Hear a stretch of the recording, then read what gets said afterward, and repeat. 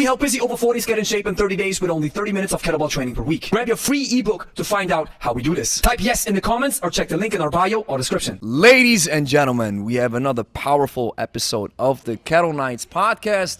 And today, I have with me Nikolai, the owner and maker of Pro Kettlebell. I think some of our listeners and some of you folks out there are aware of Pro Kettlebell. I am 100% sure that is the case. He's also a coach. He's hailing from the United States, from Seattle. And we already have some business relationships with each other, which are going fairly well. And this is the first time we actually meet. And I was like, you know what? Let's just have a great podcast discussion. So that's what we're about to have. So Nikolai, welcome to the podcast. Thank you. Great to be here. Awesome. So just before we started recording, I love your background. And some of you folks who are familiar with Pro Kettlebell and the work that you do, they are probably also familiar with that background, which is awesome. And here's what we're going to do for the first time when somebody jumps on a podcast. It's always give us your backstory. First of all, how did you get started with fitness, which many people have before they jumped into kettlebells, or did you get started with kettlebells right away? So the stage is yours. Okay, so backstory. Okay, so I grew up in the 80s. My heroes were like Hulk Hogan, G.I. Joes, He-Man, all that stuff. Same here. Bruce Lee. So even as a kid, like I always like to do sit-ups and push-ups with my brother and my cousin or whatever. And, I was kind of I got into mischief as a kid, but I always enjoyed sports. I enjoyed working out. In high school, I was skipping a lot of classes. The one class I didn't really skip very much was this. It was a weight training class. I had no idea what I was doing. I would just do like a lot of curls, a lot of pull-ups. Like I did a lot of body weight stuff because I was very skinny. And anyways, a group invited me to go to this. It was called the Willie Austin Foundation, and it was basically personal trainers. It was a nonprofit. They invited little bad kids like me to come and get personal training from these personal trainers. And I was about a sophomore in high school, and it was there I got introduced to like actual personal training in a very like posh gym setting. I mean, they had a bathroom attendant, like with like mints and cigarettes, because this was like, at this point, this is the Back 90s. in the day, yes. And Yes. I was like, wow, that was what I was introduced to, is like, this is the real gym, and they took us through the paces and stuff. And I met this gentleman, Andrew Bull Stewart. Andrew Bull Stewart was one of the trainers there. He was big as a house. He's like 260, black guy, bald. I didn't know it at the time, but he's a world champion power lifter. Anyways, fast forward past high school, I'd been working in restaurants. And in 2024, I joined a gym across from the restaurant where I was working, where I went to go check it out. And the owner of that gym was Andrew Bull Stewart. And he recognized me from back when I was 16. He showed me around the gym. I really just wanted to lift weights and try to put on some size because I was skinny. He wound up talking me into personal training. And like, I was like, Bull, I don't have any money for this. And he's like, well, Nikolai, how much money you got? And he's from Tupelo, Mississippi. So he's got a little bit of an accent. Or how much can you afford? I was like, I don't know, like $40 like a session. He's like, great, we'll do it 2 30-minute sessions, a week. It, and that was it. Like, that was my intro into fitness. And I stuck with him all through basically from 2024 up until for 6 years. I'm sorry, 2000 and sorry, I'm getting my dates all screwed up. It was 2014 through 2004. Yeah. I'm getting old, buddy. Yeah. 2004. Yeah. Same here, man. 2010. 6 years. 2010. In 2010, I quit the restaurant industry. Okay. I quit drinking. I I was tired of bartending and doing all that stuff. And Bull was like, and I had been with Bull the entire time. He kind of seen me through some ups and downs and whatnot. And I always came back to the gym, but like, in the restaurant industry, you're up late, you're like partying a lot at night. And I was getting older, and then when I hit 30, my then girlfriend, my now wife, was convinced me. She's like, you need to take care of some stuff and quit drinking. And long story there, we can talk about that later. But I quit drinking, and Bull was like, and I needed to get out of the restaurant industry. It was not good for me. He's like, Nikolai, you can come get certified, come work for me. And I was like, Wow. I'm gonna do it, man. So I got certified, and my wife was like, you shouldn't quit your job in the restaurant until you have enough clients to support yourself. And I was like, yeah, that sounds smart. But like, I put in my 2 weeks notice, and like, I was done. Let's go. I just Let's jumped go. full on into personal training. I basically lived in the gym. I'd be there at 4 in the morning till 9, 10 at night. And it didn't take very long. I was grinding pretty hard. I built up a um, full book of clients, and it just it grew from there. I had been doing powerlifting as well. I'm kind of skipping ahead, but you know, I'm gonna jump ahead to how I got into kettlebells. I'm training my clients, but I'm also doing powerlifting. I'm coaching powerlifters. I'm competing in powerlifting myself. Wow. At this Wearing many point, hats. Yeah. I'm about 150, 160 pounds, and I'm 5'10", so I'm light. I'm a thinner frame guy, and I wind up pitching forward on a back squat, and I really damaged my back pretty bad. Ooh. And I couldn't lift hardly even like 5 pounds up in front of me for a while. I was dragging a foot. And another guy who was kind of a mentor to me and Bull Stewart, Dick Schuler, came in. He's like, Nikolai, you should really lift kettlebells. It'll help strengthen your joints because you're a light guy. Yes. And he's like, you should reach out to this guy, Tom Corrigan. And Tom Corrigan just happened to live about an hour north of me. And so I reached out to Tom Corrigan. Tom Corrigan was very early in to the RKC like the kettlebell scene in the US. Yeah. And he was RKC instructor, and then went on to train with other guys like Sergey, not Rachinsky, not Merkulin, Sergey with Rudnev. M. Rudnev, yeah. Yeah, Sergey Rudnev and all these other, kind of Russian guys, and so he came down and he trained me and got me rolling. And like immediately I started just noticing a difference. Like you talk about that wow factor or whatever, like I was not only getting like stronger, but my cardiovascular was getting good, which had always not been very good. And I wasn't trying to get good at cardio. And so I started incorporating it with my clients too. And I felt like because my clientele was like 40s, 50s, 60s, like that, it was really versatile. Like it wasn't hard on their joints. They were getting a great workout. They're getting great results. And I was just like, this is what I was designed to use. Like, and it really works for a large amount of my clients. I'm going all in on this thing. Like, this is what I love. I should have either been a dancer or a kettlebell lifter. You know what I mean? And so I did. I went full on into kettlebells and started investing all my money. And first I invested in cast iron kettlebells because that's all I could afford. I bought a bunch. I started teaching classes out of that Bull Stewart's gym. What happens typically is like when a trainer gets pretty successful and starts to have ideas about doing their own thing, the owner of the gym and the personal trainer start to butt heads. That's what's about up, man. how is this going to work? It's almost like a teenager starting to butt heads with their parents. It's like, no, the teenager's no longer cute anymore. They're starting to have their own ideas. They think they know everything. And so anyways, like we had to part ways, you know, so we're fast forward, we're on good terms now, but for a short period of time, we were not on good terms. And this is after he was the best man at my wedding and whatnot.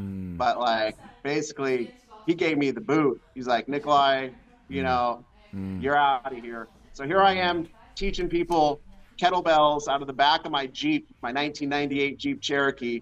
I've got over 1,000 pounds of kettlebells in the back of my Jeep. I'm driving from house to house, wearing out my suspension and my brakes. And, Lowrider. And eventually I find a gym that charges me like about $1,000 a month to start teaching, do personal training and teaching out of there. Yeah. And that goes well. And that's where I started Seattle Kettlebell Club in late 2014. I started Seattle Kettlebell Club at this gym called Ridge Fitness. And it really started to kind of take off. I was teaching, you know, fitness classes, but also intro to kettlebell sport. And it started taking off. And here we go again. I'm starting to get big.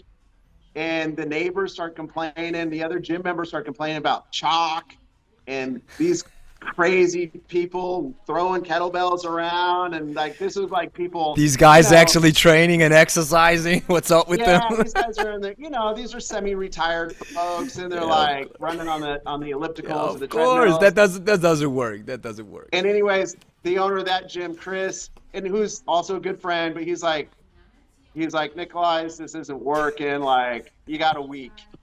So here I am, kicked out. I got this club going. I'm starting to actually make a business out of it. He's you're out of here, dude.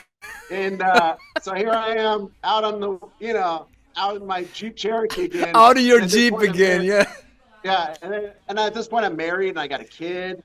And so my wife Amber is like, what are we gonna do? And I'm like, I'll make something happen, you know. And so I get on Craigslist and I find a space that's like less than a mile away. It's actually the guys advertising it as a photography studio to rent. It looked nice. It was like open space, concrete floor, industrial, good, the same neighborhood.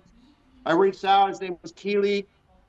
Very interesting guy. He's a National Geographic photographer and he builds skin on frame kayaks. Super like just chill. And I'm like, Keely, what do you think if I were to like, you know, teach kettlebell classes here? He's like, yeah, that could work. Come on down, you know. And next thing you know, I'm teaching kettlebell classes. Now he didn't mention that he actually lived in that space. And like he would come out in the morning, like almost naked, and like make himself a pot of coffee. Oh my God. And then you're running classes like. And then his girlfriend moved in with him. And then she'd be like standing there, and she was not feeling us. And all this time, I keep picking up members, and I don't know like why these people keep coming to me, because it's just drama. Like it's just like this constant drama. Maybe that's what attracted to some of them, right? It's a drama. I want to see what happens today with Nikolai. Let's go. Yeah, I love this, man. It's a great story. We kept honing like our style of classes and like getting a little bit better. And yeah, I tell you what, in the beginning when I first started teaching classes, I sucked. Like everybody sucks, man. Yeah. I mean, it's just what it is. It's what it is. And then finally, Keely kicks us out, man. Like his girlfriend's not having it anymore. He's like, you know, it's time. You guys got to find your own space. Neighbors are complaining about, you know, you and this and that. So we found another space. It was actually in the same building, just a couple doors down. And it was for lease. It was like 1,100 square feet. I was able to take a small loan from one of my clients. I think it was like $50,000 or something like that. We got the lease. We bought equipment. And we built out this space, and that was like the first time I had an official piece of paper. It's like, yes, with, you know, that's Nikolai and Amber's my wife, like you guys are the lease, you know, the leasers of the space, and that was our own space. We built it out very nicely, and it started taking off. And guess what? The neighbors started bitching again, man. And like we were using it for the right. It was the right type of space. It was we had the right permits and everything. It's just Mm-hmm. that the neighbors hated us, like because of the jerks and the bells clanging all the time. Even though you couldn't hear it, you could feel the vibration, and it was on the But ground you were floor, on the but it had ground floor. Ground floor. but it Okay. had steel cables because the underneath the concrete, because the parking garage was underneath, so it just reverberated the I remember entire through the whole building. building. Oh my God, man. Yeah, yeah, of course. And anyways, we had built this space out. We'd spent all 50 grand and then some. And then we're like, we're gonna have to freaking get out of here, like, because they're fining us $300 a day because of the vibration. I found another space down the road, less than a mile down the road, 3 times as large, 3,500 square feet. Beautiful. Well, it wasn't beautiful. It was an old furniture repair place, but I was like, it was right on this main street, and me and my wife were like, we got to have that space. And so what we wound up doing, long story short, we sublet the space that we were currently in to a aerial yoga studio, and that was perfect. The neighbors loved it. It was like yoga's low impact. They were like playing tranquil music. You know, everything's all But that's happy. actually, but that's actually a great idea. So it's like, hey, I'm gonna keep this space, but I'm gonna get somebody else in, so I can get a little bit of money from that part, right? And then Yeah, I'm we gonna have a build my 5-year second lease. room. Of course, yeah, yeah. Yeah, we couldn't. I mean, we couldn't But leave if we wanted to. yeah, yeah, yeah. But Um, that speaks to the businessman inside of you. I think one of the reasons why you probably then came up with your own kettlebell and with your own design and everything is because you're like, man, I'm gonna find a way. Sounds like it, man. It's like you yeah, move like this, man. I'll find a way, no matter what. it, Tenacity, brother. it's. I'm a survivor Yeah, for yeah. sure. That's what's up. Man. It's what's up. So then I So think COVID came then, right? So we're right around that time. Am I right? so we got the new space. Things are going great. By 2019, we're crushing it at this new space, and we had gone through some different iterations. We've kind of figured some stuff out. Like things are going well. We've got packed classes. 20 plus, like every single platform's packed. We've got 8 classes Love a it, man. day, Wow. and I've got what 5, 6 instructors. You know, they're all doing well, and then yeah, right. COVID hits, and like we'd been talking about. So our gym was Seattle Kettlebell, but we'd been talking about franchising the gym. So I come up with the name Pro Kettlebell during Seattle Kettlebell Club time. I was like, if we're ever going to franchise, opening a gym in Milwaukee called Seattle Kettlebell Club is probably not going to fly, but Pro Kettlebell might do better. It's kind of got a little bit more universal appeal, Yeah. and I love the name, you by know the what? way. It's an awesome name. Thanks. And so we had actually started recording classes before COVID, and kind of putting them out there, but then COVID hit, and we really had to flip the script, right? They wouldn't allow Yeah. anybody in the gym, or we could have like 5 people in there at a time. And so what we did is we put a key code access on the door. We smoked out the windows, and like we would let people schedule gym time 24 hours a day, and then they could come in and use the gym and follow our classes on one of our 5 TVs or 10 tablets, and they just followed along Yeah. these recorded workouts, Yes. and that Yes. worked. And then other people that didn't want to go to the gym, we actually loaned out our kettlebells to them, and we had all of our kettlebells were they weren't kettlebell kings or whatever, but they were from the same foundry over Yeah, yeah. there. I mean, they're all And the same. They're all the same. From production yeah, wise, and I can tell you probably if we would compare our kettlebells, the ones that we have, the LS kettlebells, hollow core, with the kettlebell kings, I would say they're probably almost identical, aside from the logo, because it's yeah, just the same manufacturing process that has now probably permeated all of these Chinese factories. I'm sure of this. yeah. For sure. Yeah. One foundry gets that mold, that pattern, and then I don't know how they they get transferred from foundry to foundry, but they all have it now. They all have it. They all have. You know, And, it's funny. It's even funny. And just to interject real quick, I think maybe you're aware of the story that one guy from USA Kettlebells actually came up with this hollow core idea. Then he went to the Chinese guys, to, of course, to manufacture it. And then that's where he lost his patent, actually. And that really, I think it was, the guy from Long Beach, Eric Doyle, the unconventional athlete. He shared the story with me because I think he's friends with the guy from USA Kettlebells, or whatever they were called back then.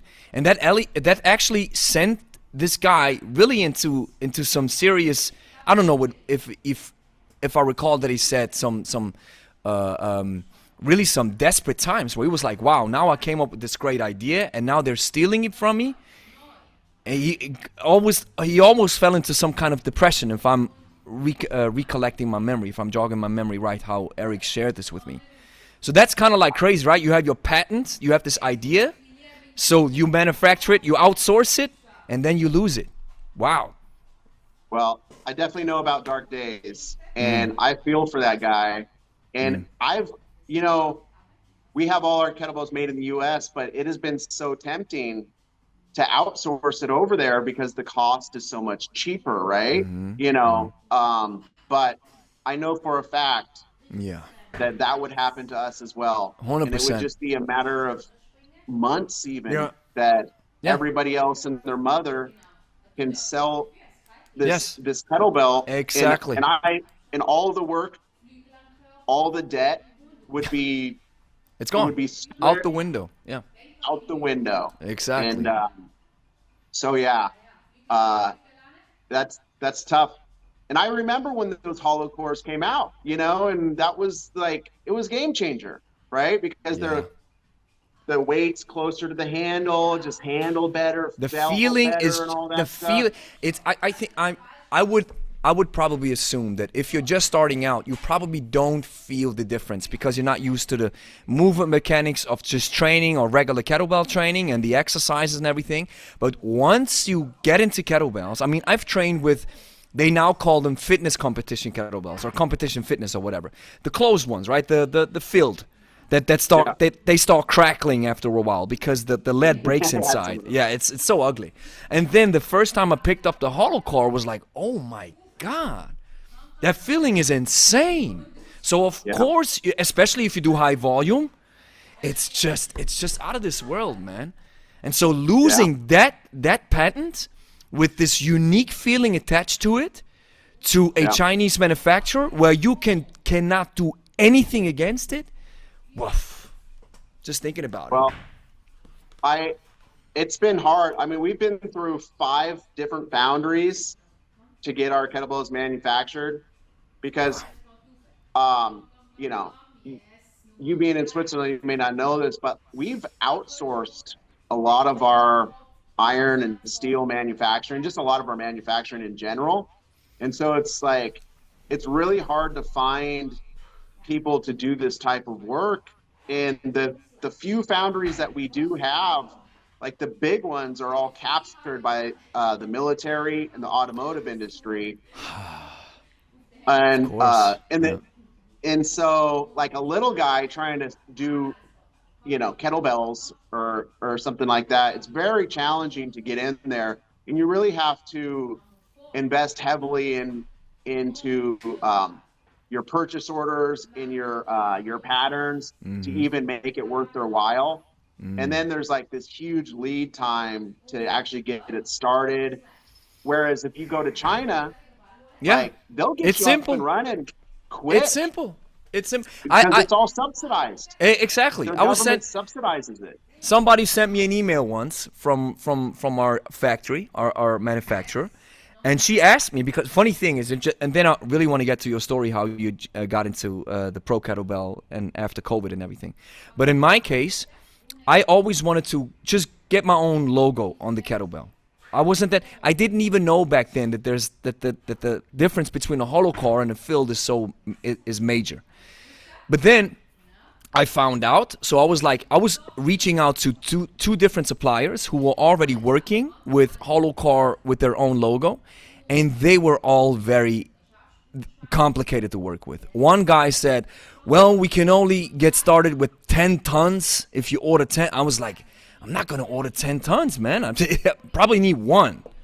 Oh, it's impossible. So the next supplier, the same thing. They're from Austria. One's from Germany, the other one's from Austria. Reaching out again, and they're like, no, we can't do this below 5 tons. I was like, I'm not gonna do this. Really, I was like, okay, I'll give it up. And so out of the blue, I get this email because the Chinese guys, they're actually doing some great outreach. I get these emails, at least 2 or 3 emails per month from foundries where they do barbells, dumbbells, everything. So they have a great outreach team, or however they do it. So this one guy, she reached out, and she said, "Hey, you interested in kettlebells?" I'm like, "Yeah." You got hollow core? She sent me an image. I'm like, exactly what I'm looking for. I sent her the logo. Boom. Issued the payment. Boom. That's it. Yeah. Simple, and they're really high quality. I really love them. I cannot say anything bad about the quality. Yeah. You know what I mean? Yeah. Well, I mean, the design is based off the Russian Earl kettlebell, right? So it's a Russian design, and then I think they incorporated that hollow core tech, and so it's actually like, yeah, it's just that it's a, you know, it's a knockoff, you know, of the Russian ones, the Earl brands. And and if you're trying to do anything innovative or like your own brand, they're not going to protect it for you. No, you know what forget I mean? it. Unless you're Apple or something. I wanted to say, unless you're Apple, where they wait with their legion of dragons for you to do something wrong, and then they really eliminate you and wipe you off the face of this earth. That's how they do it, man. Yeah, but for normal people like us, that's just impossible, man. It's you can't do anything. Yeah. But you know, it's actually funny. When I went to your website, it's how you say it. It's like, hey, we did something different. It's not like, hey, I'm gonna order a kettlebell from a Chinese manufacturing plant and then slap my logo on it, because that's how we did it. I didn't think any further because I'm like, I'm not into that process of really want to innovating the kettlebell, the product per se. That's why I felt so attracted to what you're doing, because it's actually, you see this craftsmanship behind it. There's you had some great thinking process. The solid base, where you put it down, it's not unstable. And I love that you have these attachable weights, which I think a friend of ours, yeah, exactly, these ones. He calls them kettle weights or kettle guard. I don't know what it was. He's from the Scandinavian country, Norway or Sweden, and we ordered one of these weight plates, but the magnet broke, because every time you place the kettlebell or drop it on the floor, the magnet stopped breaking, and then you lose traction, or you lose the those are the true grit ones. True grit, exactly. Yeah. So yeah, I like the idea, but they broke. The magnets broke, and in your case, it's protected because it's inside, right? Yeah. Great stuff, man. Really love it, man. Thanks. Yeah, I got to give oh gosh, I know exactly what you're talking. I got to give a shout out to the owner of True Grit. I'm not sure he's making those anymore, but like, he definitely inspired me. You know, like, I didn't invent this. Like, I saw the idea. There were a couple other manufacturers who were making magnetic weights. And I'm like, I can do it. I'm gonna make it a little better, and we're gonna make it in the US. And you did. It's way better. And then, I have to give credit to Valerie Fedorenko, right? Valerie Fedorenko, he actually stayed with me for a week in 2019. And like, I was picking his brain and stuff, and I was asking him about like his kettlebells that he had started and how that went down and whatnot. And because I kind of had the idea, like, I'd seen his kettlebells with he had some flat spots on where like my contours are, and they never really took off because I mean, I used them and I was like, well, they kind of they solve one problem, but they sort of create another hot spot, and they didn't feel perfect to me. And that's probably because he was trying to deal with someone overseas. And but I did have the idea because, with our gym, we'd have lots of new people coming through all the time. And I always wanted to make kettlebells mainstream, right? Like, I want it to be like as mainstream as yoga or running or whatever. But most people, and I was in Seattle, where people are like working in tech. So they're sitting at a desk all day. These are not hardened people. These are not hardcore people. And when they pick up a kettlebell, and even if you show them how to hold it right, it would kind of like, they'd always say, it hurts. Is it supposed to feel like this? And I'd say, is that normal? Oh, yeah, you'll get used to it. You'll get used to it. And like, no, I'm not sure. And, I got you. And we would lose so many people. Wow. Because of that. And we'd give them wrist guards and stuff like that. And that helped. And of course, the lighter weights helped. And then, or they'd ask me, because I was competitive, I still am a competitive lifter, right? And I had these bumps on the back of my forearm from high volume training with heavy weight. And you develop a callus. Yeah. People don't like to talk about that, but it happens. Yeah. And they'd be like, well, what's that on your forearm? Oh, that's just a muscle. Yeah, don't worry about that, And so always in the back of my mind, I'm like, I gotta fix this problem. Oh, I love I gotta fix this problem. Yeah. And so, when COVID came around, like, we had a couple things happen. Like, we had to solve for, we can't have anybody in our gym, even though we have this 3,500 square foot facility that we're paying rent on. And so we started shooting videos out of there and making videos. And like, I was like, when we reopen, we're going to have a better kettlebell so that when we get new people coming in here, we're not dealing with people complaining about discomfort and this and that. And, because I am, I love the sport. I wanted to stay true to like the actual, like the roots of kettlebell. Yeah, and the volume that's attached to it. Yeah. I didn't want to do like a fluffy kettlebell that's made out of like beanbag material or some crap like that. Yes. I want it to be a real, metal kettlebell that like fit comp standards. And so, but we're like, we got to design this thing to make it functional. Because you know how kettlebells were made, right? Like they were scale weights originally, right? They're never really designed for people to be snatching and jerking and all that stuff. That came after the fact. And so like, let's redesign this baby and make it like for actual ballistic movements. And so that's kind of how that came about. Yeah, but it's been a long process, man. Like finding CAD designers and foundries to do all this work for us has definitely been a lot of work. Wow, that's so inspiring. It's inspiring to listen to how you found your way, because actually, in a sense, I have a similar story, not in the making of a kettlebell, but just like everybody else, we felt the COVID restrictions same.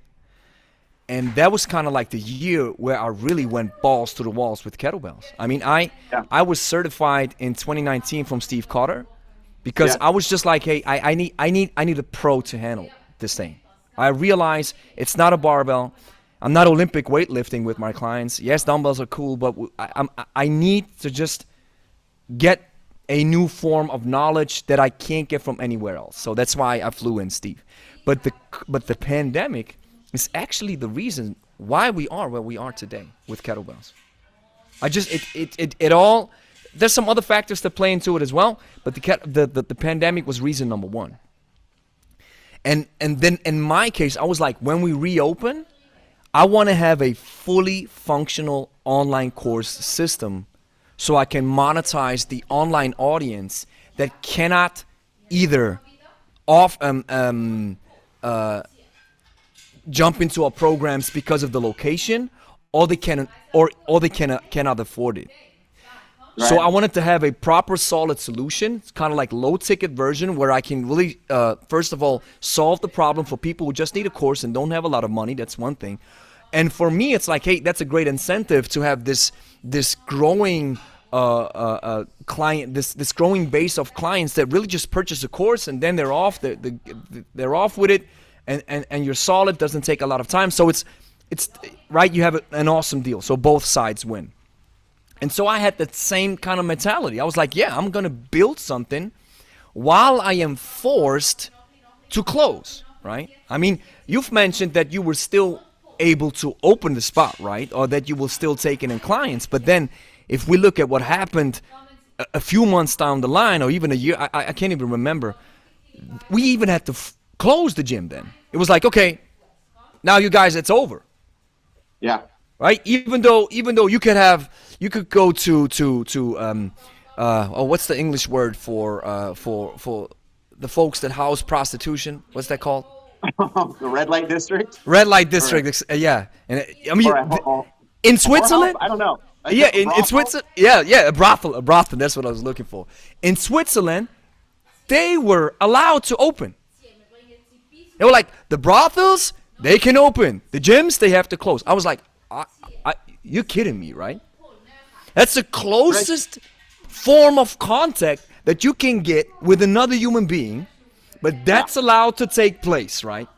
Because probably some of you politicians out there, you don't want that stuff closed, right? You're Come gonna on, get man. you're gonna get me so fired up because now you're okay. They closed down all the gyms.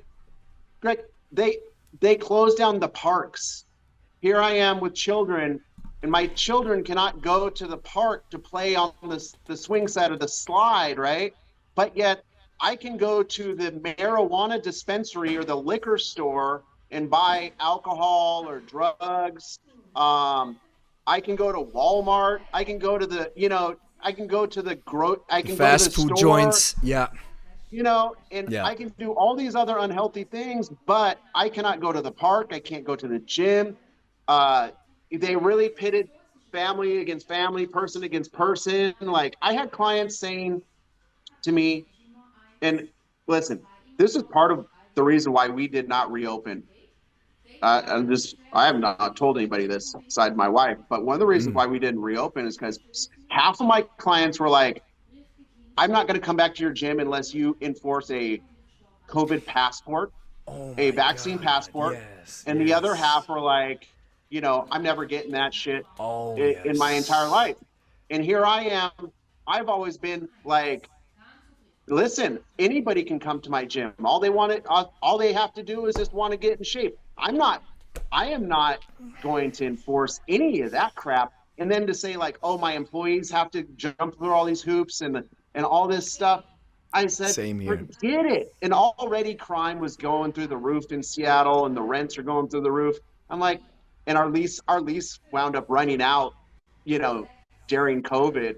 And so, and they were tearing that building down. So I would have had to find a new space. I go, I'm just not going to do it anymore. I'm just going to find, I can help more people online.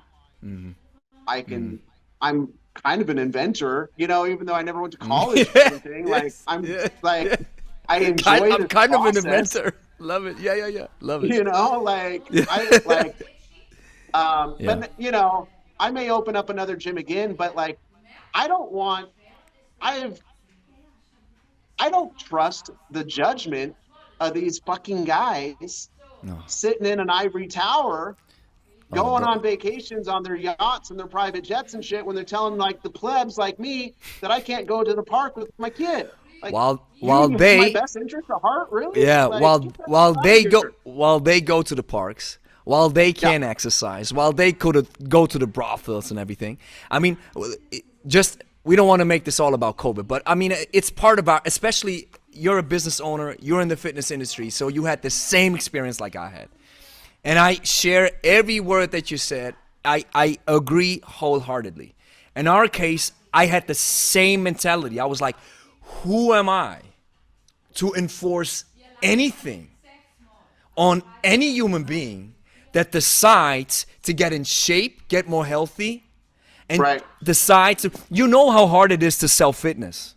Yes. And like, now it is the hardest. You have The to hardest want it. thing ever. The hardest Yeah. thing. You have to be a tough businessman, a great marketer. And by the way, I had so many times I was smiling, I was working when I was reading through your website because you have such great marketing. It's like the way you Okay. present it and your Shopify store with the upsells and everything. I'm like, yeah, this dude knows his stuff. That's my wife. That's my wife. Oh, okay, she Amber. knows her stuff. Oh, I love it, man. She knows her stuff. You guys know gotta your have a stuff. partner. Yeah, most definitely. You guys know your stuff.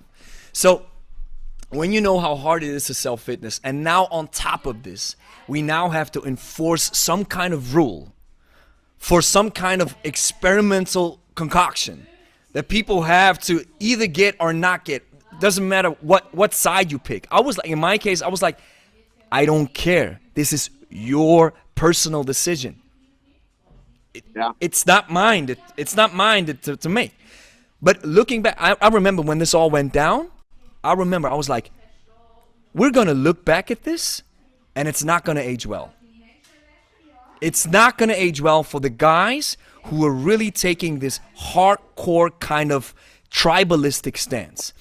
And thanks to me being in the kettlebell space, I know exactly what tribalistic thinking does to your brain. Right.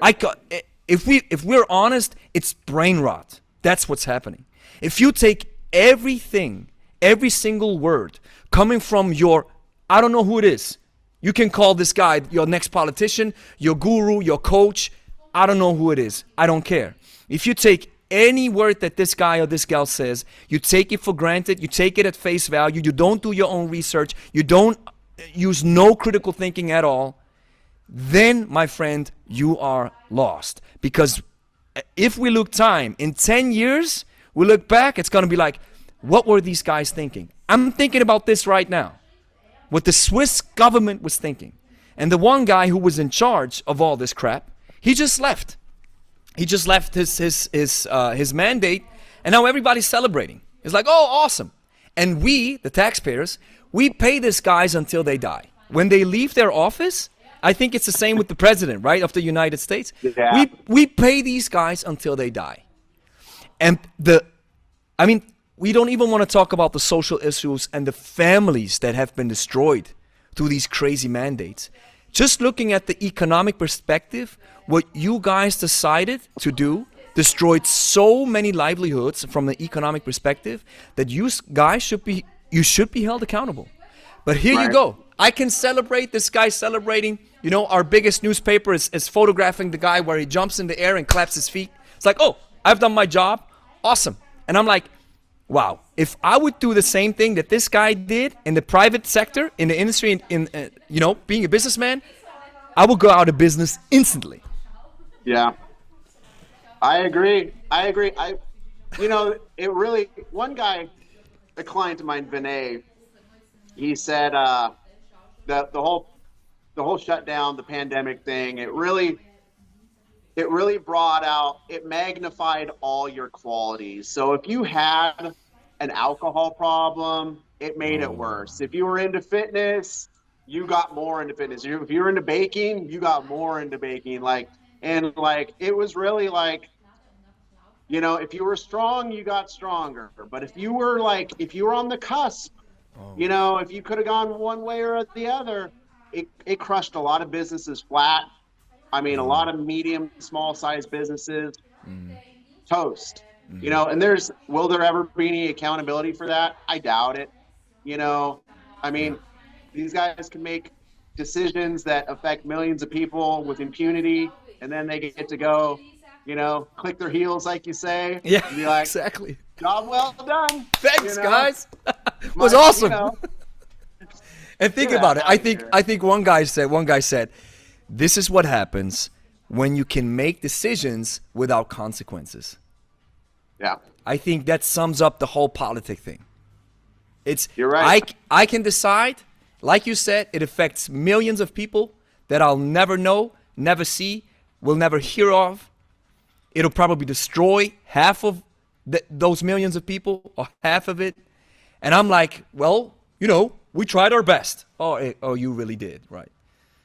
So I'm like, and I have this to. has turned into a political conversation. Yeah, I just wanted to say I have to be careful not to go too deep into this. But, it's just the passion and the love that you have for your own business because it's your baby. It's how you built it. And looking at how you did it, I mean, you found your way. You moved like this. And then all of a sudden, here comes this crazy decision that comes out of nowhere and really wants to wipe the floor with you. And then you really have to be, like you said, you have to become very creative. And I was like, in Switzerland, a lot of the fitness owners, they came together and they wanted to sue the government. Yeah. And I was like, you know what, guys? I'm not into this. I'm not going to waste my energy trying to sue the government. That sounds like what? What are you trying to accomplish with this? Yeah. So I was like, I'm going to focus on really building, like you did, I'm going to focus on building my online business. And looking back, I'm like, thank God it happened, or thank God I found a way through this crazy situation. Yeah, I call that when people focus on going after people, like they're, that's like driving, looking in the rearview mirror, right? You got to look straight ahead and just stay focused on your own goals. There's another way, suing people and getting petty, like that just slows you down. You know what I mean? Like the best in the future, I don't know. Maybe I'll get into politics or whatever. When I get a little older and maybe I, can't swing the bells as well. I'm 50 years, 55. Maybe I'll get into some local politics and then, but yeah, I think the best way, dang it, they did not let us even gather in groups of people so we could talk about this stuff. You know what I mean? That was against the rules. Think about it. We were not allowed to even talk about it. Yeah. Do you remember that crap? I remember when any dissenting opinion was either marked on all the social medias or it was canceled. And yeah. I remember this one. I send out newsletters on a regular. And there was this one study, Danmarks, it was called. And it was one of the studies that showed that masks actually didn't work, in parentheses. Yeah. Or let's put it like this. They didn't work like all these guys were telling us that they would work, right? Right. So I sent out the study. I was like, so at the end of the day, we found out that masks didn't work. So we might as well could have trained without them, right? It's just something like, man, the feedback that I got from some of the folks, but I have to be clear. It was minor, but still, some people took the time out of their day to say like, "Are you crazy to go against the blah blah blah blah blah blah blah blah blah?" And I was like, "Okay, see that's how some of these people are, and it's legit. You can be on either side. I don't care. It's just when you look at from an economic perspective, where one of the most important aspects of our economy was shut down to help people stay active and move and train and eat healthy and everything. So that was like, that's expendable and everything else. But hey, let's move it a little bit further down the line, man. Okay. Because we're gonna be stuck in the COVID. So with the Pro Kettlebell, I mean, what I love about it, I mean, for me, I have to be honest, since I'm really I got used to the normal kettlebell, so to speak, right? So while I still feel the difference, Nadine. So I still feel the difference, right? When I pick up your kettlebell, it sits very, very well. So I think that's the major difference. Like you clean it up and it's like a magnet. It's like, boom. You feel it.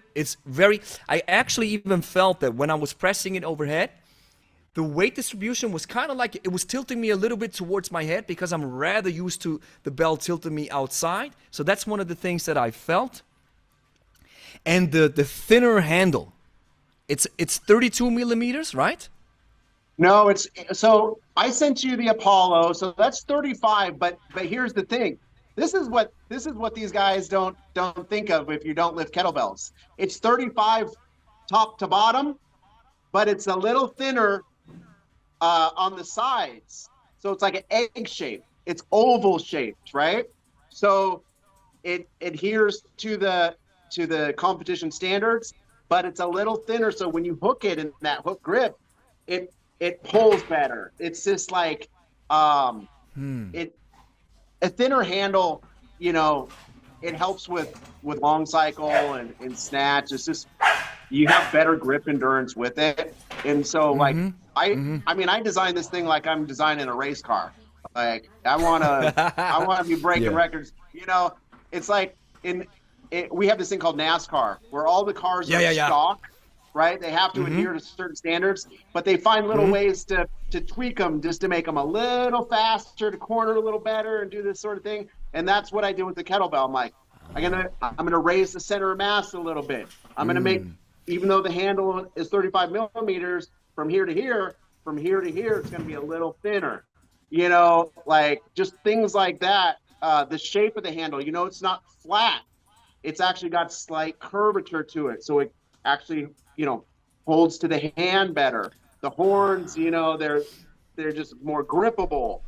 That's what I felt too. Yeah, the grippiness. Little things like that. Yeah, the grippiness of the handle. It's almost like you don't even have to use a lot of chalk. It's like you already, boom.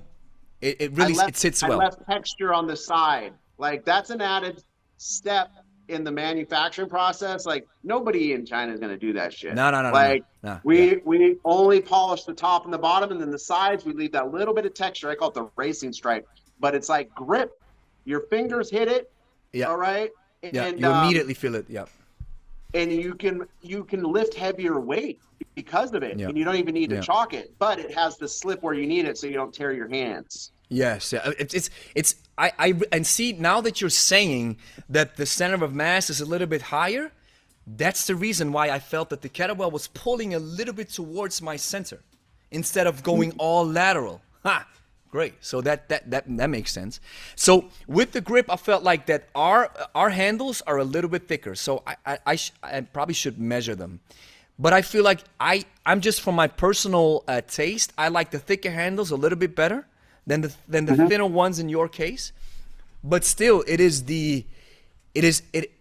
an awesome way to train with it. And I can immediately see the benefit of a beginner picking up a kettlebell and then really feeling that the kettlebell sits so nicely in the nest, that with these pockets for your forearms. It's just a very great idea, because I heard about, and I'm gonna let you talk about it. I heard about the Rogue kettlebells, right? They have some of those pockets that you have, but not the same. And then I've heard that people were complaining that sometimes, I think that's your complaint that you have with Valerie's kettlebells, that they create other problems when you rack them. The right? Rogue is a copy of Valerie's kettlebells. Here we are. There we go. So Rogue used to sell Valerie's kettlebells on their website, and then they found they could just buy them from China for cheaper and slap their logo on it, and that's what it is. That's how they do it, man. It's the same exact kettlebell. So if you want to see Valerie's Valerie's kettlebell. Aha. And that's his original kettlebell. Yeah. That's Valerie. Valerie should be sitting in a nice villa somewhere, because of that design, because Kettlebell Kings, Bells of Steel, Rogue, all these companies are making money off his design, but he's not getting anything for it, and he's driving a semi truck now, making videos out of his damn semi truck. I feel for that guy. 100%. But that's the thing. These guys don't protect your intellectual rights. Nope. And none of these e-commerce sites have any fucking integrity. Pardon my French. Like they don't care. Even though they probably did business with Valerie and met him in person, as soon as they have the opportunity to flip the script and buy his product with their logo on it from the manufacturer, they just go ahead and do it. I think that's something else. It's one thing if you get, somebody on a podcast I think shared this with me. He was like, yeah, even the name kettlebells was patented once. And then I think they lost it. Yeah. I don't know who it was. Maybe I read it in a book somewhere, or somebody shared it with me. And then it's like, and then you had to be careful. You cannot use kettlebell, the word, because then it would be copyright infringement or whatever have you. I don't know. I don't remember that well. But with Valerie, it's something else. If you have a design that is out there, which I didn't know. I didn't know that the hollow car was an invention from a guy in the States, actually, if it is true. And then somebody else took it, and then they ran with it, right? That's one thing. But it must be his method of making it hollow. Because there's different ways of doing it. Okay, I so it's don't know. Like, probably the ours method. do Yep. we had to create our own cores from scratch because our kettlebell, because we didn't have access to any of that stuff. Yeah. Like, Yeah. and we wanted ours to be compatible with magnets and other attachables and stuff like that. But Yeah, that's why. yeah. That's why the core looks completely different. So it's and that's such a great idea that you came up with. So that you can really, did you had this idea in mind that, hey, I'm gonna make the hollow core different so I can attach these magnet weights? Yeah. Yeah, no, I knew I wanted to make it open and flat. I knew I wanted that bottom ring to be Yep. able to be used as a handle. But the main thing is, I wanted to be able to incorporate Great. the magnetic weights and also I don't feel, I probably shouldn't. We'll be adding trackables. So magnetic trackables. So like we can track velocity, repetitions, trajectory, That's cool. incorporate that into the app and all that stuff. And That's that's cool. coming, that that's maybe a few years out, but Yeah.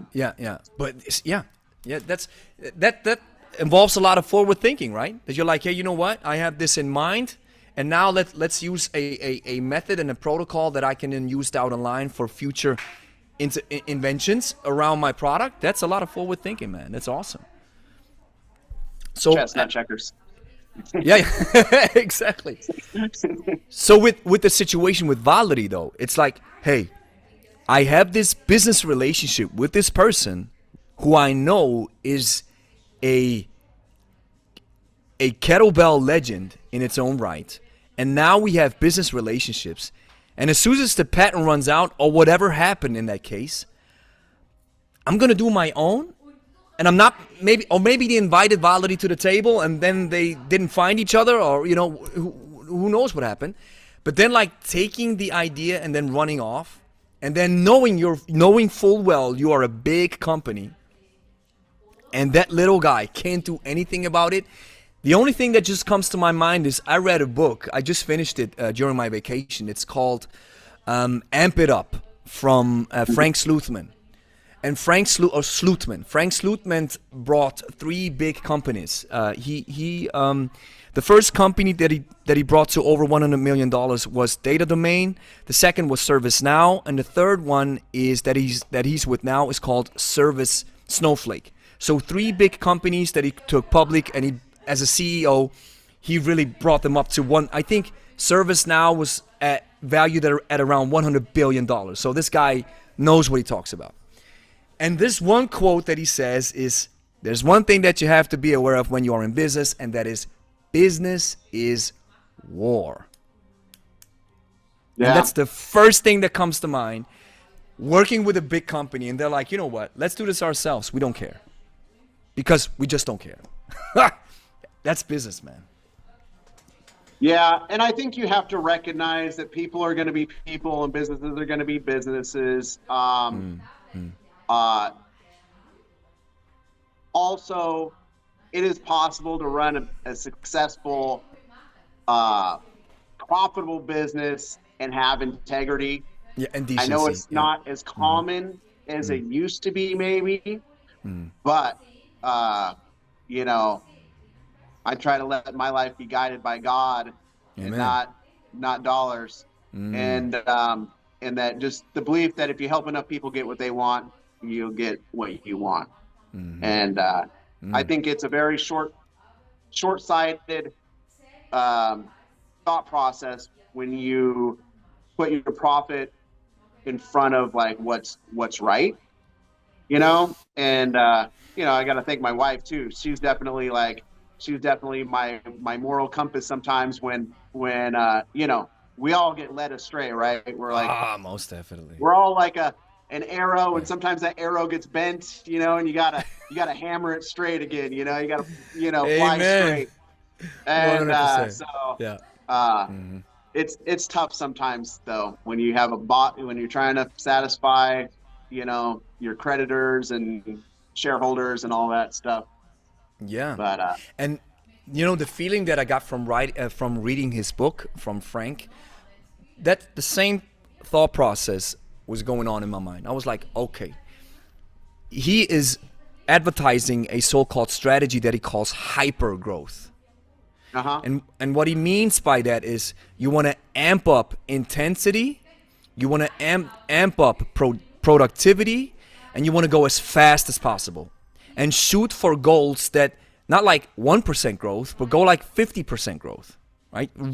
And he says, and there are some companies where they already have the potential to be super growers, but then you have to have the right strategy, the right team, and really, the way he breaks it down, when I was reading through the whole book, what I got from the book was like, man, that sounds intimidating, man.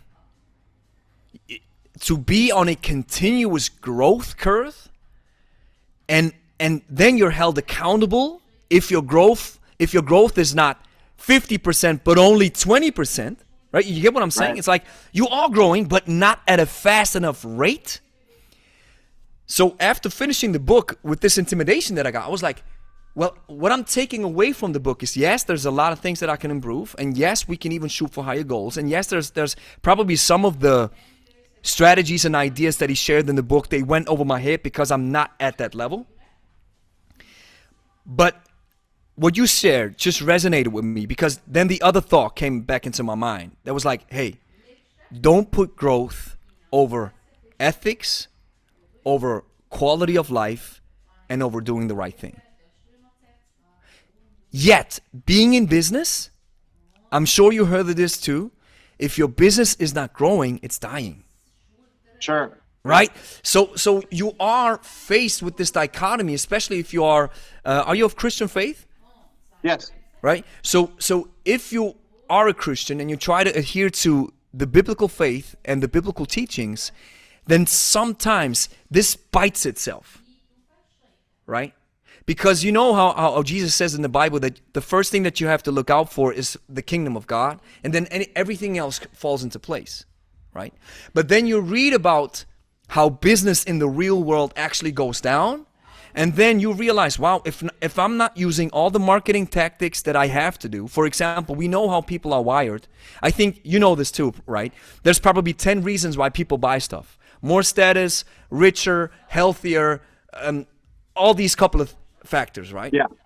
So if you're selling a product that doesn't satisfy one of these 10 needs or one of these needs, and then you don't market it that way, you don't grow. You don't sell the product. Even though I know this product is going to help millions of people or thousands of people, doesn't matter. But you have to market it the right way. Mm-hmm. Otherwise, it's not taking off. Probably one of the reasons why Valerie's kettlebells are not taking off. You get what I'm saying? Yeah. And I feel like there's a way to do that. To, sales to me. When a person told me that selling is just sharing your enthusiasm for the product with someone else. Just sharing your own enthusiasm. And in that way, like, I couldn't sell something that I didn't believe in. You know what I mean? I was in sales at Nordstrom for a while. I don't know. Mm-hmm. It's a big, fancy retail store here in the United States. And I sold women's shoes. And I was good. Like, I was number 2 in the store. I was a young man, and awesome. Number 2 in the store. But I only sold certain shoes. And it was the shoes that I really did like. The ones that I liked, I was so enthusiastic, and I love, I talk about the leather and the sole and the shank and how they, held the foot and all these things. But if it was a piece of crap shoe, it didn't matter what the incentive was by the maker of that shoe. They would tell me, I'll give you $500 for every one of these shoes you sell. I couldn't sell the thing because it just didn't speak to me. And I just couldn't say that I liked it when I didn't like it. You know what I mean? And I believe the same. I know marketing is not selling per se, but there's a way to do it.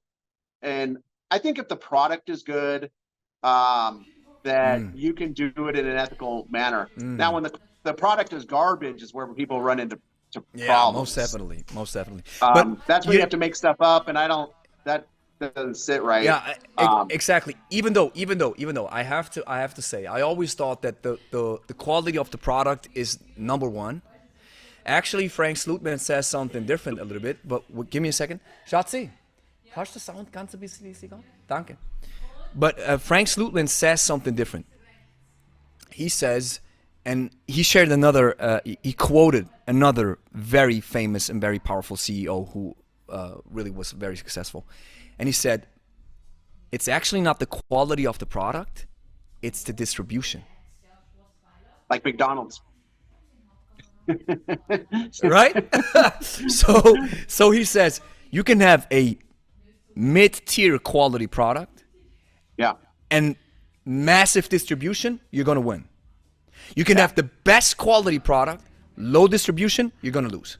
So that kind of like that opened my mind a little bit. I mean, and he says this in the following paragraphs. He says this too. He said that doesn't mean that you're not supposed to hone your product and make it better, but it means that you have to look for ways to increase distribution, reach more people. So it's the same with the program that we're selling, not the courses because they're low ticket, the high ticket programs that we're selling. If you're selling high ticket, it's a game of small numbers. You get 500 leads, right? One person signs up. But for this one person who signs up for this high ticket program, you have 10 calls. Or, I'm just using some big numbers here. But that's kind of like crazy. I used to think, wow, I got 500 people signing up for the ebook. Awesome. And you know what? Probably 1% is going to maybe sign up. So, and I love what you say. I agree wholeheartedly that there has to be passion behind it. But there's also, especially when it comes to high ticket, there's also a dedicated selling mechanism that has to trigger certain psychological aspects for the person to buy because, and I love it, because I used to think that this is tricking people into buying. But then this one sales coach, he said something very powerful. He said, if you know that your product or your offer has transformative value for the prospect, and you know for a fact that this product is going to change the person's life, you have to use every lever, every power, every move at your disposal to bring that person out of their comfort zone and get them to buy. And that requires some tactics, same with YouTube, to get people to be interested. For example, just today, before we got started with the conversation, I shared a video. You know what the title is? What's that? The title is, Here's Why the Strong First Snatch Sucks. I can get behind that. So, Don't get me started. So here's the thing. I knew before I posted the video. I knew this is going to rake in some views. And of course, what am I doing? I'm playing into the YouTube algorithm. I give YouTube what they want, but I also then give people what they need. So I lead with a banger, like, oh, what does Gregory has to say about the strong first snatch? And then I give you a more nuanced perspective. Right? You get what I'm saying? So if you don't know how YouTube works or how the selling system works, that there are some triggers that you have to pull, you're not going to go anywhere. Yeah, you can get people interested. Exactly. And you can still do it ethically. That's what I was trying to say. Now, you obviously don't, I guess you're not afraid of a little confrontation then, right? Because some people are just going to immediately, without even watching the video, they're going to go. Yeah, of course. Happen immediately. Yeah. Now, can I ask you, because now the lady in your videos, is that your wife or your girlfriend? She's my girlfriend, but soon to be wife one day. Gotcha. Yeah. Is she as comfortable with that confrontation as you are? No. Or see, my wife's the same way. Not at all. She's like, Not at all. No. She hates it. No, you She cannot hates it. post that. Even though she got a little bit better in handling the confrontation. Funny story, and please keep your train of thought that you want to share. So I posted a video, and you've probably seen this too. Some content, you spend hours thinking about it, writing a script, gathering B-roll. You're like, oh, this is going to take off. You share it, nobody cares. Yeah. other forms of content. I was like, babe, you know what? Let's do simple and sinister, quickly, for short. So we did the swing and the get up. So that's the workout from Pavel Tsatsouline, blah blah blah blah blah. Just for a short, right? Sometimes you're on the content mill, you got an idea, let's do it. Took me 1 minute to do the video, a little short. So Angie was standing in front of me, and she was wearing tights, right? Like she always does. And of course, if you wear tights as a woman and you have a great body, tights will always, or just tight-fitting clothes, will make the female feature stand out a little bit more, right? Sure. This short took off like crazy. It got 500,000 views now. And I even got mad at these guys posting comments about her appearance, where I was really getting mad at, because it's not aimed at me. You can shoot anything you want at me. But when it comes to Angie, I was like, guys, come on, man. How old are you? 12? You've never seen a beautiful woman? So that's what I was thinking. But that took off like crazy, boom. And she doesn't take it as well like I am. But still, I'm human. If I don't put my shields up, or as we can say it, if I don't wear the armor of God, I'm just as vulnerable like everybody else, right? For sure.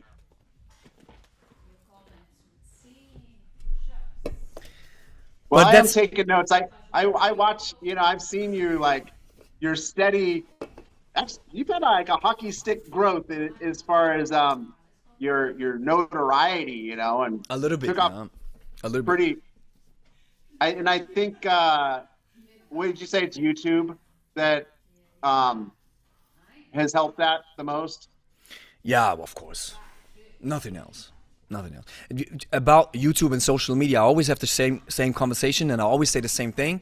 I'd rather have a YouTube channel with 50,000 active subscribers than an Instagram account with 1 million. YouTube is just a powerhouse. You cannot compare it. And it's also, I think, the metrics behind it. There's way more stuff that goes into making a video than just posting a short on or a video or a post on Instagram. I'm not trying to downplay the content on Instagram, but it's just a completely different beast. I agree, and I think that's probably why a lot of people, myself included, don't do a lot of YouTube videos, because it does take a lot more effort to put up a YouTube video than it does to, say, put up an Instagram post or whatever. Yeah. And but definitely, I think the bang for buck is much higher on the YouTube than it is on the Instagram. People on Instagram are just kind of like, click, click, click, click, click, click. Very short, 15 seconds on any one thing. And it's more for, I think it feeds ego more than anything. And what's interesting is, like, a lot of these influencers that you see on Instagram, they'll have over 100,000 followers or whatever, and then you start looking at the followers, and they're all fake. Like many of them are fake. You start looking at the profiles, you're like, who's this person? Oh, this person's never posted a single thing in their entire life, or whatever, and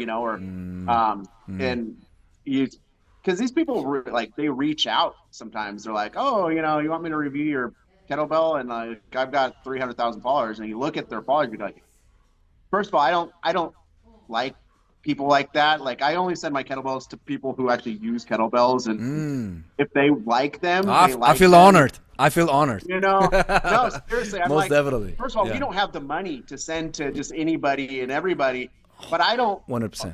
I'm a little bit snobbish in the way that, like, oh, if this person holds the kettlebell like this already, like, they're not gonna like my kettlebell because it's not for you. Yeah, it's for people that want to do it right. Yes, yes. And especially when it comes to reviewing, right? You have to have somebody who really understands the intricacies, the details of kettlebell training, the different styles, the different types of kettlebells.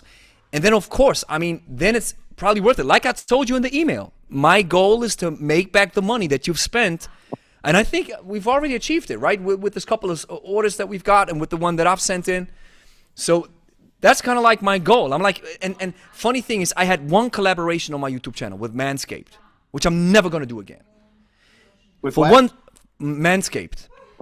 Okay. Right? So I'm never going to do another collaboration like this again because I was really disappointed of those guys sharing their numbers. I told them, I said, listen, please share with me, how much did you sell through our code? Because I want to see how much pulling power is behind my community or behind the YouTube channel. Right. And so they didn't share it, but long story short. And so that was the only collaboration that I've done. We get a lot of collaboration requests, and 99% I said no. But when I've gotten yours, I was like, hey, that really fits perfectly well into what we do. And yeah, we sell our own kettlebells, but who cares, man? The pie is big enough. And in my case, the kettlebell is just a side product. In your case, there's way more effort put into the kettlebell, which makes it, I think, in your case, a bigger part of your business, right? And now, see, it's a great collaboration. When people sign up for a program, I tell them, hey, we're going to get you a Pro Kettlebell. Shipped in the U.S., made in the U.S., it stays in the U.S. Ain't that awesome? Right? So it's killing two birds with one stone. And just understanding the pulling power of what's behind a big YouTube channel or behind, not even the Instagram following, or even you can have a big Instagram following and have great pulling power. But there's this one article that I read about this one influencer. She had like 5 million followers and she couldn't even sell 5 shirts. And that's like, wow, that's a testament to how hollow these social media platforms or these influencers to a certain extent really are, right? Yeah, hollow is the perfect word for it. There's no substance. And you wonder about these 5 million followers and how many are actually real. Remember when Elon bought Twitter, right? And they had claimed that Twitter had all these, users. Turned out they had like 20% of what they'd actually claimed. You know what I mean? And I believe that's probably the case in a lot of social media. Like these numbers are pumped up. Yeah, inflated. Most definitely. Yep. And so if social media does it, of course the users do it, right? So it's you're pumping up your view count, and in my case, maybe that has to do with my age. And I think another reason is also if you're grounded in faith, where you know that there is a higher being and you're just here for a purpose. And it's not that, it ends with a politician or it ends with Pavel or it ends with, no. In my case, it ends with God. So I have to give accountants of my actions towards a higher being. So that maybe also adds to the fact that I don't care about the numbers. Doesn't mean that I'm not attracted to the numbers, checking the stats and seeing what takes off. But at the end of the day, the YouTube sits now at 81,000 followers. So we're close to 100K, which is awesome. So that's one of the big goals that I have with the YouTube channel. And it's built a major business now, which is also awesome. But who cares about the followers now? I think I've built or I've reached a level where I can say that I have solidified some of my knowledge as being an expert. And yes, we have a dedicated fan base or a dedicated subscriber base, as I'd like to say. But at the end of the day, I know exactly which videos take off, what kind of title I have to put in. And sometimes I use these pipe bombs, boom, right? But most of the time, I focus on workouts. I focus on technique. I focus on getting over 40s in shape. But sometimes it's like, boom, right? Getting a little bit of drama sprinkled in there so that everybody's like, perks their ears like, oh, right? Of course, if you can do it, do it. And I also think I'm doing it in an ethical way. And yes, there's people who disagree with me, but you can't serve everybody. And funny thing, maybe you've realized this too. Sometimes you change your perspective, especially in the kettlebell world, where I was a little bit tribal in the beginning, then I've opened up a little bit, and now I'm swaying back and forth, right? Listening to everybody. And if I want to make a video about the strong first snatch, of course I do it. It's funny. I want to make Yeah. a video about Ivan having this conversation where he shares about Pavel. Of course I'm going to share it. It's interesting. Yeah. Right? I met him at the Arnold Classic in 2018, I think it was. And yeah, he's super smart guy. And like, I mean, I heard some of his opinions too. I love, you know, I I have to give Pavel credit because when he came to the United States, um, he was the expert, right? He Yeah. knew more than everybody else, Yeah. right? That's But what that's it is. because everybody knew nothing, all right? Good But point. now there are so many other like masters who have come to the United States who are like a higher level. The level of expertise is just has exceeded what he was capable of. What and that's just what has happened. In the beginning, he was the top dog. Now there's a million other people that are like way above, and it's just there's people that are clinging on to the old to that old stuff. But I do see even people that adhere to the hard style, they are adopting these newer techniques that preserve your joints, that help you develop more power and this and that. And it's just natural for that to happen. And the lifting is always going to progress, right? We're Yeah, of always course. striving to get better Of course. and do things Yes. differently. Yes. Eventually, I think there will be a reconvergence, and it will just be kettlebell lifting. And I've started to see it happen already. Like, so people can pass the SFG test, they adopt GS techniques because they work. And Even there's though I've heard that they're not allowed right, but they still at the do cert, it, right? right? Yeah, okay. And but see, that's a good point there, right there. Just to interject real quick. When it comes to the snatch test, and I don't know how many times I've shared this on a podcast. Some folks who are listening all the time be like, "Oh, he shares the story again." But look at what is 100 reps. Is that strength? No. That's not strength. That's not even power. That's endurance. Or we can say strength endurance since you're using a weight. What kind of technique are you going to use? Are you going to sprint a marathon? No. Nobody does that. Right? So it is natural to adopt a different, and even with some, in Tim Ferriss's case, for example, I did a video about it where he did the snatch test and he started dipping and swaying and going into GS techniques. Didn't know nothing about it, but his body unknowingly. unknowingly, the body moved according to the, it's the Said principles, specific adaptations to impose demands. Of course, your body adapts. And that's the only thing that I'm getting at. It's like, I love high tension techniques, and I love how Sean Mosen put it, sharing the story again for the umpteenth time. It's you either engage into high tension or you engage into high volume, right? And I would add to this discussion that the kettlebell is a semi-moderate heavyweight, right? So you don't use weights like the weightlifting guys do. But even look at the guys who do weightlifting. They have to follow the perfect and most efficient bar path to move the most weight possible. And now we kettlebell folks think now we got to use a different bar path and use different maneuvers. That's what I don't understand sometimes. I don't understand the hard style when it comes to the ballistics. It doesn't make sense to me. But when it comes to high tension techniques, a strong press, a squat, a farmer's walk, a double press, a double front squat, that's powerful and good stuff. But when it comes to the ballistics, swing, clean and jerk, snatch, that's where the hard style ideology, in my case, doesn't make sense. And I've had a lot of hard style guys on, and they can't explain it. No, Right? no, the swing and the jerk are the two that stick out to me. The They most. never jerk. They never jerk. You never see hard style guys jerk. And when they the do, elbows are disconnected, and it's like you're Yeah, losing when they all do, of that power. exactly. And when they do, they use way too much tension.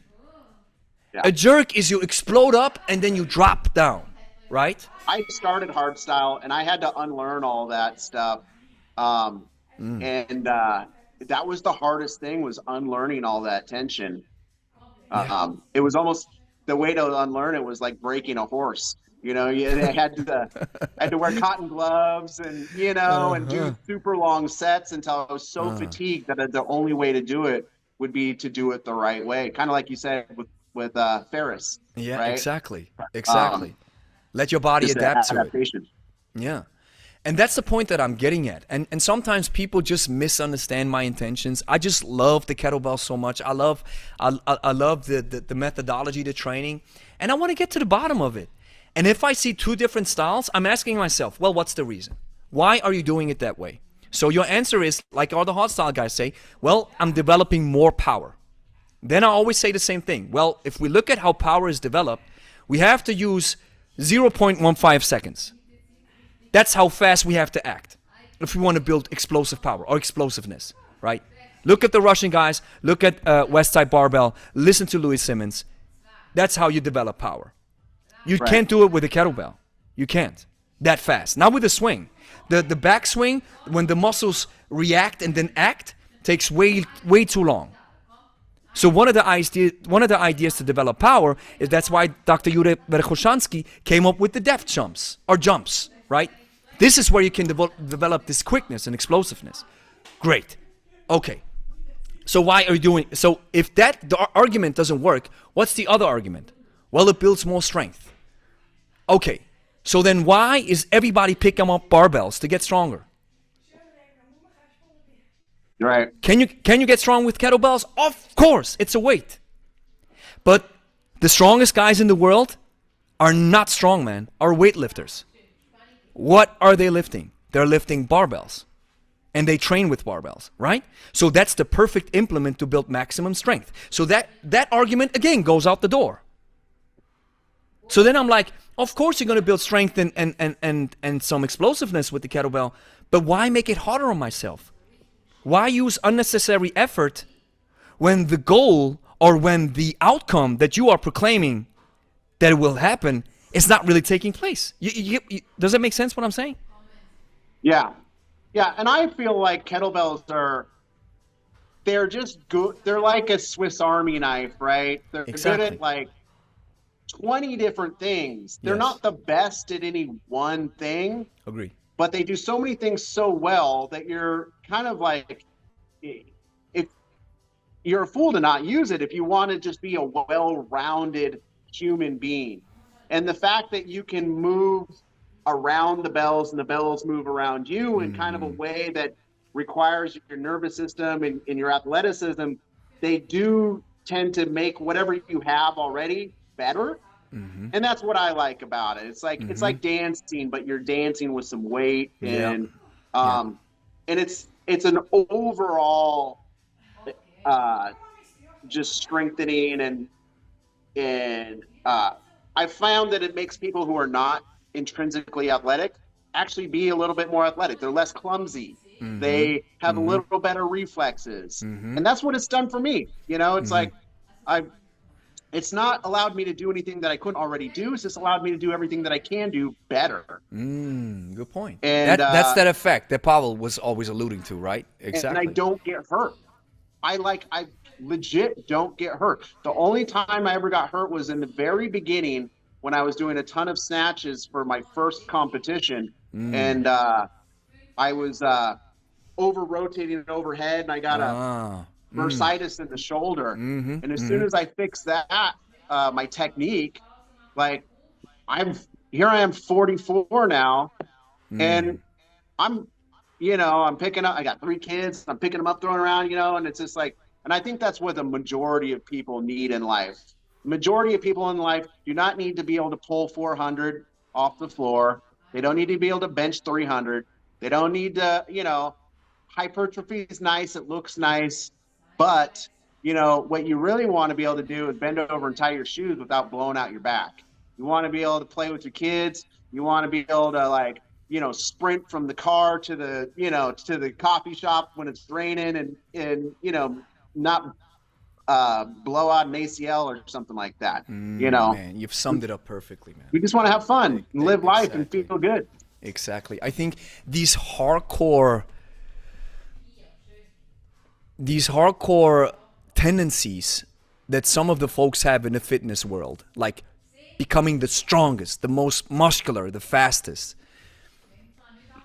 If we take competitions to the side, right, where you have to be the fastest, strongest, or most muscular depending on the competition that you're entering, if we take that away, if you grow older, the fastest, the strongest, the most muscular goes out the window.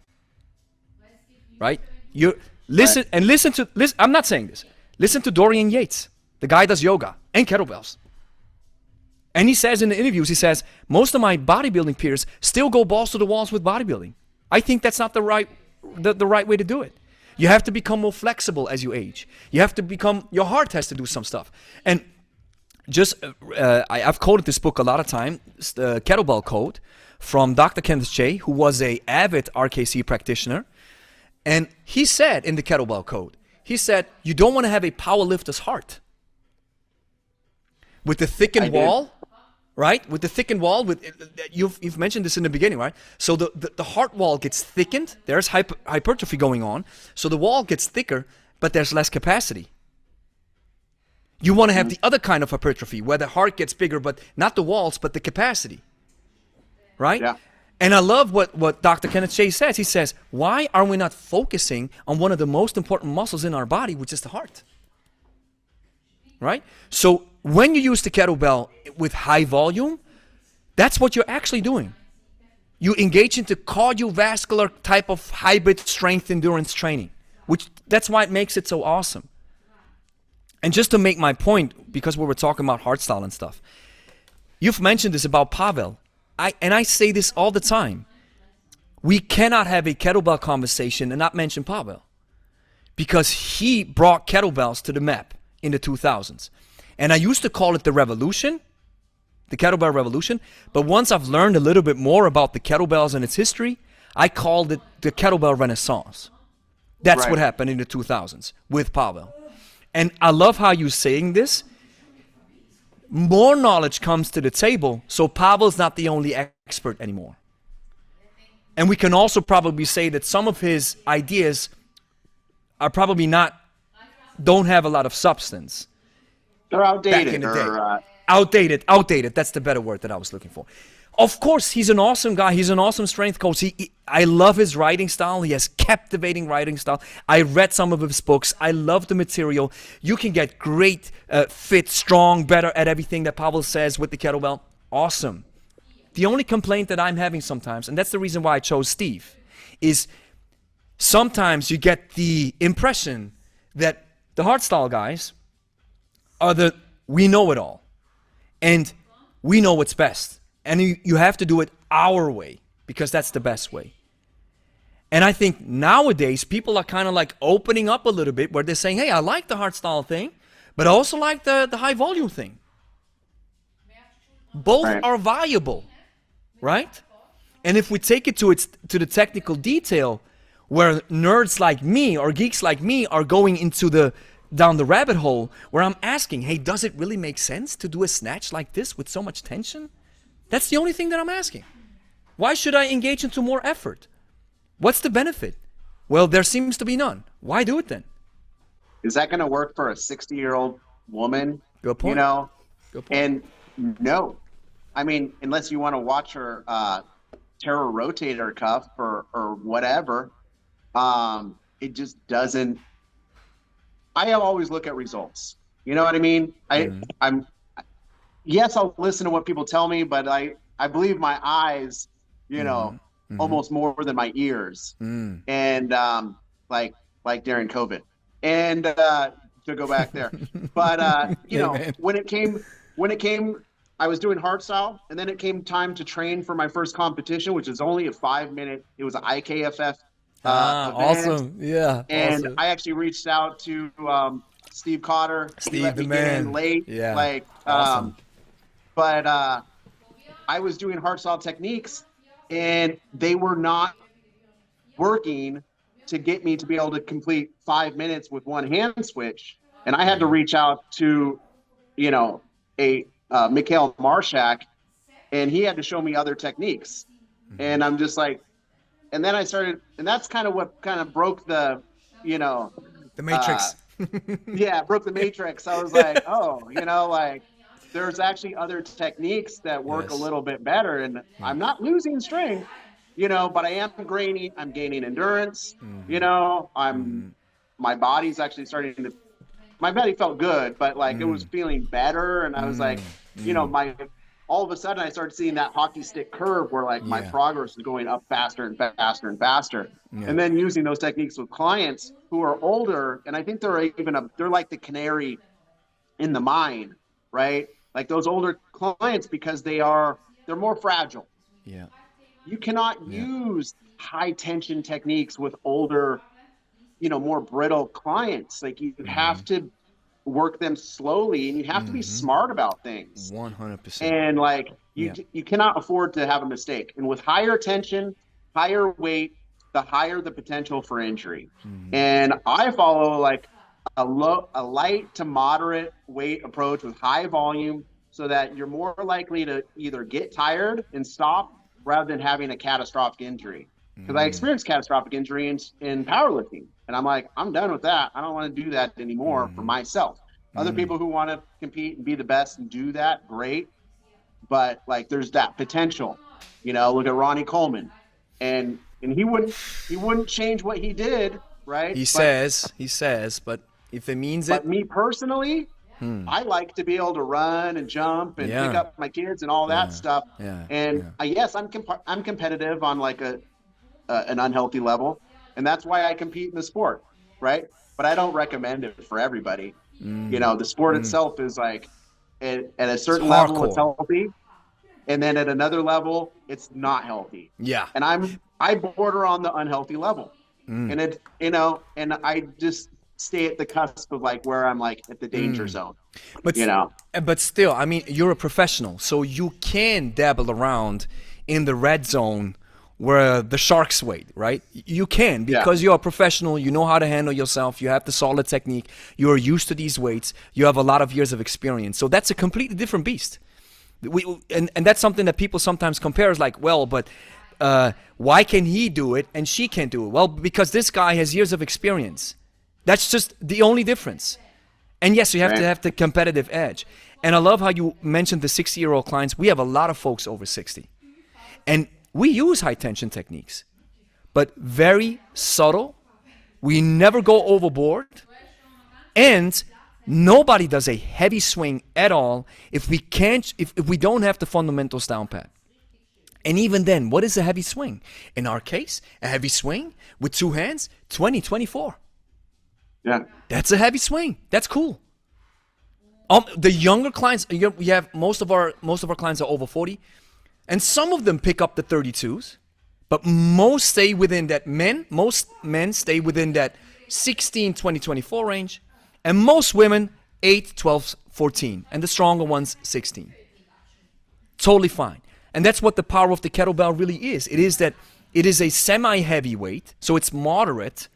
You don't swing. Of course, you see these guys swinging 68 kilogram kettlebells and stuff, or cleaning and pressing them. Yes, these are the crazy ones. But that's not the norm. And these are not your clients. These are not people who show up who want to get a stronger back and everything. And you have to have a sensible approach. And then, of course, you have to have techniques that adapt to the person a little bit better. And that's where I see the same thing as well. And I think all of these thought processes were the reasons why I chose Steve, why I went with IKFF. I had the opportunity to meet him for the first time this last year, and he's awesome, super great, humble guy, and Sensei Steve. He definitely inspired me when I was on the hunt for any information outside of Strong First, which was all over YouTube or whatever. Because I did the YouTube sleuthing like everybody does when they get into it. Yeah. And it was like it was Steve Cotter. And Valerie Fedorenko that were putting out the majority of the content that seemed like it was well thought out, and it had substance and it made sense. And I definitely have been inspired and by Steve Cotter like a lot. Like he's Yeah, and you feel like you get it. I feel like Steve Cotter gets it. There's like a few guys out there that just get it. That it's not about looking cool on the internet. You know what I mean? Like there's a little bit of that to get people drawn in, Of course. to attracted to it. But the Exactly. actual substances of it is like longevity and health and just like being a better person. 100%. And I think you see this immediately. You can have the most shiny object in front of you, or you can be the most shiny person. You can have the biggest muscle and everything, and you can have oral skills and be a great communicator. You instantly feel, or you instantly see if there's substance behind it, or at least, let's put it like this, the experts see it, right? You can always fool beginners, but once they understand that they have been fooled, you're messing up your whole customer base or your home client base, right? Right. And I understand these tactics. Like we're talking about, sales and YouTube and stuff. I understand the tactics. But at the end of the day, I still want to serve value. Yes, I have to wrap it up in some shiny paper, but when you open it up, it's supposed to be like, oh, wow, that's interesting. So that's exactly how you put it. 100%. Hey, Nikolai, I have a client coming up in the next 10 minutes. It was awesome. It was a great conversation, man. And Great talking to you. Man, awesome, most definitely. So, first of all, I didn't say that. I wanted to say it in the beginning. Congratulations for inventing this type of kettlebell, which I'm seeing on your Instagram, I'm seeing on your socials. A lot of people who know their stuff when it comes to kettlebells are really enjoying it. I enjoyed it too. So it's a great way to get started with kettlebells. And even if you're a professional, I mean, I was like, when I got your kettlebell, I was like, man, if we would have met like 8 months earlier, I probably would have stocked the whole gym with your kettlebells and would have been like, you know what, Sure. Let's do an Ellis collaboration with Pro Kettlebell. That's how we're gonna do it. And but at the end of the day, I really enjoyed the conversation. It was awesome talking to you. Once everything's said and done, I'm gonna send you the links. It's gonna be on our podcast channel. It's gonna be on the Spotify channel, and then you can share it or do whatever you want with it. Looking forward to that. Likewise. Awesome. Appreciate the conversation. And yeah, I think that's it. All right, man. Yeah, hopefully I look forward to talking to you more. I thoroughly enjoyed our conversation, and I think we think similarly. And I wrote down the names of some of those books that you were talking about. Yeah, go check them out. They're awesome. I'm always in the hunt for good books. And whenever I see something, I always jot it down. So a lot of people in the conversation were like, book, boom, I'll write it down. Because that's actually, and by the way, that's one of the great quotes that I've heard. It's like, think about how much time and dedication that goes into making a book and how much value you can get out of it versus a video. Not wanting to downplay a video. There's great videos out there, and I think you can pack a lot of quality and value in a video. But the reason why reading a book is so powerful is because you get so much value distilled in this little piece of information from years of experience. Maybe you hit on something there. Like the barrier for entry for, like, say, Instagram is very low, right? Whereas if you go to a YouTube video, you got to have a little bit more, you're going to want to spend a little bit more time. You're obviously looking for something, right? And then if you go to the book level, if someone's buying a book, they are bought in and they are actually willing to put in the work and maybe, spend the money and the time that it's take to do what it, to accomplish a goal. Exactly. And I think that's why people who read books tend to accomplish more in life too, I think, right? When you look and at kettlebells are not for everybody, right? It is work, after all. I think fitness, people that are low. isn't it? We could say fitness in general, changing your body, changing your habits, changing your life is not for everybody. It should be for everybody, but not everybody's into it. That's totally fine. And that last quote that you said, I've heard this time and time over and over again. The most successful people in their fields have always been known to be ferocious readers. So, right? We have to, and some it may be dull sometimes, and sometimes a little bit boring. In the book from Frank Slootman, sometimes I jumped some of the sections where he went too much into detail with the data stuff and the business stuff, where I didn't get no value out of it. But most of it, I really took my time to read it. And there's always something that you can take with yourself. And some of the books that I read them like twice or 3 times, where like so many things jump out at you.